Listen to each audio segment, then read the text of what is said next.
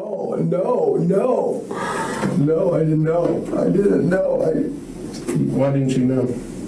Well, she's not dead.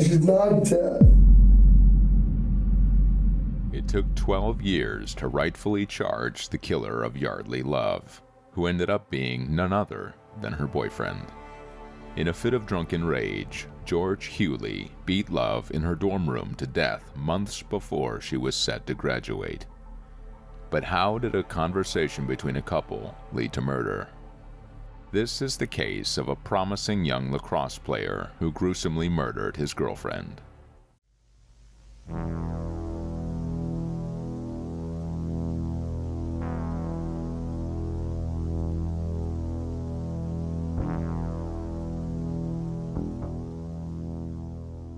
It was 2010 when Yardley Love, a native of Baltimore County, was killed in her University of Virginia residence at the hands of her on and off boyfriend. They were both 22 years old, just a few weeks away from graduating. Yardley Love and the alleged murderer, George Huguely, were both varsity lacrosse players for Charlottesville, Virginia's UVA. But the two had a lot of differences.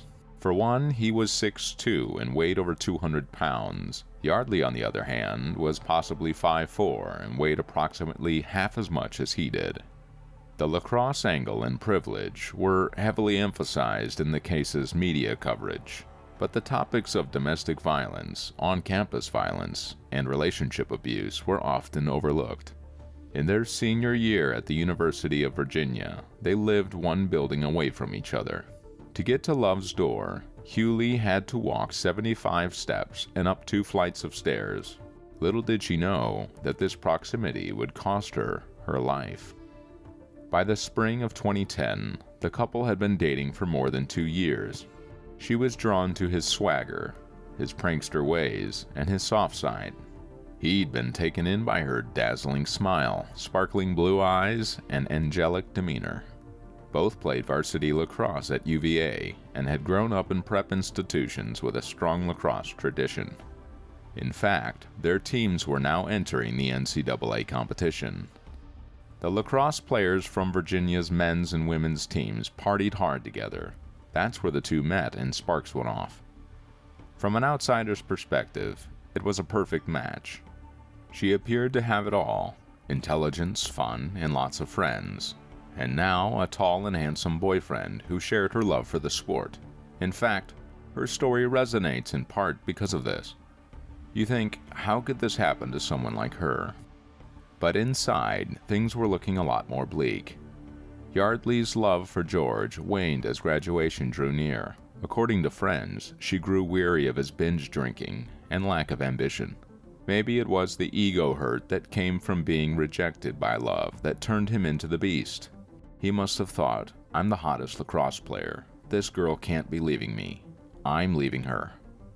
Huguely's passion soon turned to fury, especially after drinking, and cracks started to show. He once attacked a lacrosse teammate who was accompanying Love home from the pub. Then he pinned Love down at a party, and it took multiple people to free her away from his grip. Friends say that once, Yardley hit him with her purse during their argument, breaking her camera and phone in the process. After that, Huguely sent her rage-filled emails that were full of threats, even one that said, quote, "I should have killed you."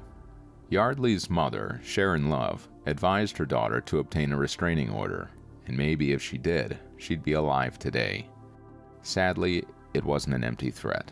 On May 3, 2010, just before midnight, George Huguely walked those 75 steps to Yardley Love's apartment building.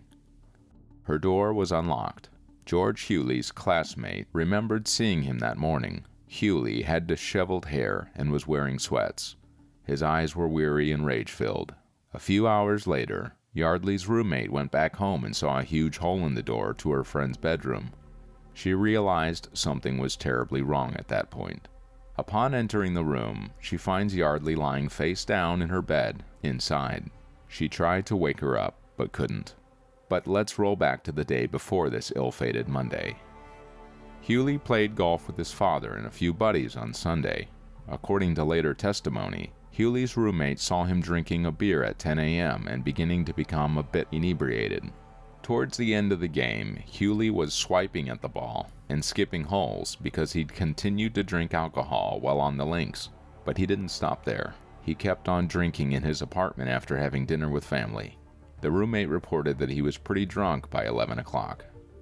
Then, around 11:15 p.m., he entered Love's apartment. She was in her bedroom, the door of which he kicked until it had a hole the size of his shoe. Arguments and loud bangs were reported by a student who lived in the apartment below. Then followed a blood-curdling silence. In response to the 911 call, the Charlottesville Albemarle Rescue Squad arrived. They expected to find a student who had had too much booze. Instead, they flipped Yardley over. They saw a bloody scene along with wounds. On her right side of the face, Love had a noticeable bruise. Her eyes were swollen shut and a scratched and bruised chin. According to police reports, rescuers attempted to revive her, but were ultimately forced to declare her dead. Lisa T. Reeves, a detective, was at home that early Monday morning. She was summoned to Yardley Love's apartment by Detective Michael Flaherty and Sergeant Sean Bales. She looked at Love, noticed the swelling and bruises, and concluded that the wounds indicated her death wasn't of natural causes. This case was the first of its kind at the institution. In fact, nobody had ever killed another student at the university since Thomas Jefferson founded it in 1819. Love's roommate was questioned by the detective at the police station. She revealed to her that George Huguely lived nearby and that Love had recently broken up with him. Detective Reeves returned to Huguely's apartment building around 7 a.m. and knocked. The door opened hesitantly by George. He gave up his right to an attorney's cross-examination and consented to go to the Charlottesville police station. He didn't dial his parents or seek legal counsel. At the investigation, he first pretended to not know that his ex-girlfriend had died. He kept screaming, "No, she's not dead." No, I didn't know. Why didn't you know? Well, she's not dead. Until the detective cut to the chase and said, "I know you killed her." You killed her, George. How did she know? The bruises on his knuckles were all the proof. In a wrongful death trial, he said that the only memory he had of their last meeting is blood coming out of her nose, and that he doesn't recall breaking into her room and leaving her critically hurt. The testimony largely centered on an email conversation that began with an apology from Love. Huguely retaliated with a furious mail full of obscenities, and the claim that Love had cheated on him with another man just to hurt him. In the testimony, Huguely admitted to breaking down her bedroom door and claimed that after shaking her multiple times, Love's head repeatedly slammed against the wall. He also acknowledged that he seized her laptop with the intention of destroying it, among other things. Huguely admitted to Reeves that he used his right foot to kick on Love's door and his leg had injuries, according to the detective, that were consistent with kicking an object, such as a door. Reeves alleged in a second affidavit that George saw blood coming from Yeardley Love's nose at one point during the altercation and that he pushed Yardley onto the bed and fled. After he gave this statement, he was detained and charged with Yardley Reynolds Love's murder. The police went back to Huguely's flat to carry out a search for more evidence and found the blue cargo shorts he claimed to have been wearing throughout the assault. Strangely enough, he had his passport in the pocket. Was he attempting to flee the country? Now, George Huguely is kept in a maximum security 4-unit cell block of the Albemarle Charlottesville Regional Prison, which is located about 4 miles southeast of the university they were supposed to graduate from. He's kept confined in a roughly 8 by 12 foot 2-person cell. Warner Chapman, the Commonwealth's attorney for Charlottesville, initially charged Huguely of first-degree murder, but because Huguely stole Love's computer, he added 5 additional charges in January, including felony murder, robbery, and grand larceny. On May 2nd, a jury determined that George Huguely was responsible for compensatory and other punitive penalties totaling $15 million. Sharon Love, Love's mother, and Lexi Love, Hodges, Love's sister, will each receive $7.5 million in compensation. In February 2012, Huguely was found guilty of second-degree murder and grand larceny and received a 23-year prison term. Second-degree murder is frequently charged in situations where there is no evidence of premeditation or where the offender's carelessness led to the death. Sharon Love initially brought a wrongful death claim in 2012. However, it was voluntarily dropped years later after it became clear Huguely was not covered by his family's $6 million homeowner's insurance policy. A whole 12 years later, in a new lawsuit filed in 2018, the negligence defense was dropped in favor of a claim that Huguely's assault and violence were the direct causes of Love's demise. Punitive damages were demanded because Huguely's use of force and his inaction in leaving Love bleeding, hurt, and untreated demonstrated that he acted with actual malice and with conscious disregard for the safety and life of Love, willfully causing Love's injuries that led to her death. The prosecution presented graphic testimony and evidence images at the 2012 trial to show the scope of the brutality. Many people overlooked the horrifying reality that Yardley took 2 hours to pass away. She spent the entire time alone, slowly bleeding to death. 2 years of intermittent dating between Huguely and Love were later proven to have involved abuse and physical assault. Before the murder of Love, Huguely was previously found guilty twice for resisting arrest and being intoxicated in public.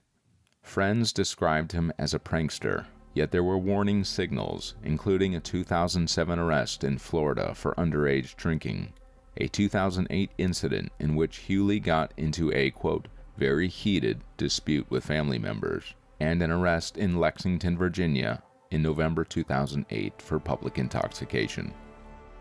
In that previous incident, he yelled and struggled with the arresting officer until she was compelled to tase him. Also, Huguely once hit a teammate who was dozing off in February 2009 because he believed the man might have kissed Yardley. Then, early in 2010, Huguely had also begun stalking a different UVA student. Now, in memory of her daughter, the One Love Foundation was founded by Sharon Love. It's gotten more than $1 million for her alma mater to build a new lacrosse field and fund a scholarship. According to Sharon Love, she was woken up that ill-fated morning by police at her door, and she knew then that, quote, the life I knew was over at that point. I couldn't understand why someone I knew, someone Yardley cared about, would take her life this way. Yardley's life was so full of potential. Throughout her brief stay on Earth, she made such a loving and kind impact on the world. Her family vowed to honor her memory and carry on her charitable activities by their own means. The One Love Foundation has reached more than 750,000 students in middle school, high school, and college through presentations that include a movie and small group discussions which educate people on the dangers of abusive relationships. More than 20,000 trained facilitators lead workshops, and more than 100 million people are engaged by online content. The website claims that 1 in 3 women will experience violence at some point in their lives, and that young women between the ages of 16 and 24 are 3 times more likely to be in a violent relationship. The Yeardley Love Women's Lacrosse Endowment Scholarship was also established by the Virginia Lacrosse Alumni Network and the Virginia Athletics Foundation, and is given to a member of the women's lacrosse team each year. The incident sparked a lot of debate regarding domestic abuse and assaults on college campuses. On May 5, 2010, mourners gathered at UVA for a candlelight memorial in honor of Yardley. Seniors who were getting ready for graduation and making plans for the future had their lives turned by the murder, which rocked their campus. They were now grieving for one of their classmates, and guilty for not seeing signs in the other. Recently, Huguely's legal representative, Matthew Green, discussed how the defendant underwent alcohol and drug treatment during his time in prison, after he was convicted and given a sentence of 23 years in jail, which he is currently serving. Towards the end of his testimony, Huguely turned to Love's mother and sister and apologized for killing her. Love's sister shook her head at the apology and then fought back a sob in silence. It was too late, and his sin unforgivable. What are your thoughts on the case? Do you think Love's murder could have been avoided? Are privilege and unchecked alcoholism to blame? Let us know in the comments below, and don't forget to hit the bell icon and subscribe.